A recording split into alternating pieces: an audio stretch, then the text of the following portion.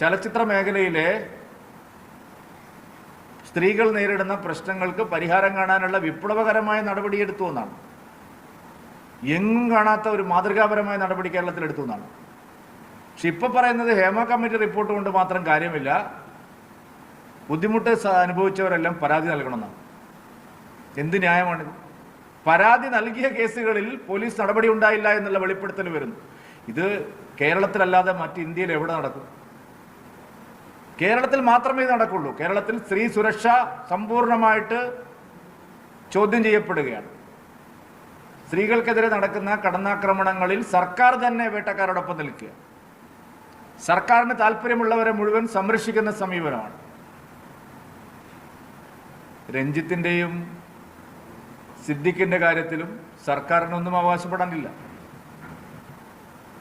സർക്കാർ എന്തെങ്കിലും നടപടിയെടുത്തതിൻ്റെ പേരിലല്ല ഈ രാജ്യം ഉണ്ടായിരിക്കുന്നത്. പൊതുസമൂഹത്തിൻ്റെ, സ്ത്രീ സമൂഹത്തിൻ്റെ, മാധ്യമങ്ങളുടെ, രാഷ്ട്രീയ പാർട്ടികളുടെയൊക്കെ സമ്മർദ്ദത്തിൻ്റെ ഫലമായിട്ടാണ് അവർക്ക് രാജിവെക്കേണ്ടി വന്നത്. അല്ലാതെ ഗവൺമെൻറ് എന്തെങ്കിലും നടപടിയെടുക്കാൻ പോകുന്നു എന്നുള്ളതിൻ്റെ പേരിൽ അവർ രാജിവെച്ചതല്ല. ഗവൺമെൻറ് ഒരു നടപടിയും എടുക്കില്ല എന്ന് അവർക്കെല്ലാം ഉറപ്പായിരുന്നു. കാരണം പോലീസിൽ പരാതി നൽകിയിട്ടും കേസ് ഒതുക്കുകയാണ് ചെയ്തത്.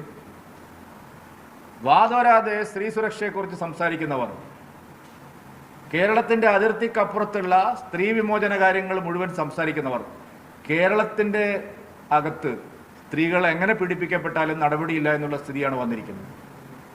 മാർക്സിസ്റ്റ് പാർട്ടിയുടെ നേതൃത്വത്തിലുള്ള ഒരു സർക്കാർ, വൃന്ദ കാരാട്ട് പോലും എത്ര ലാഘവത്തോടു കൂടിയാണ് ഈ പ്രശ്നത്തെ സമീപിച്ചത്. ബംഗാളിൽ നിന്നുള്ള ഇടതുപക്ഷ സഹയാത്രികയായ ഒരു ചലച്ചിത്ര നടി തനിക്കുണ്ടായ ദുരനുഭവം പരസ്യമായ പ്രതിഷേധമായി അവർ വ്യക്തമാക്കിയിട്ടും CPM-ൻ്റെ ഉന്നത വനിതാ നേതാവ് പ്രതികരിച്ചത് എന്താണെന്ന് നാം കണ്ടതാണ്. വളരെ ആസൂത്രിതമായി ഈ സർക്കാർ ഇത്തരം വിഷയങ്ങളിൽ രാഷ്ട്രീയ പക്ഷപാതിത്വത്തോടു കൂടിയുള്ള നടപടികളാണ് എടുക്കുന്നത്.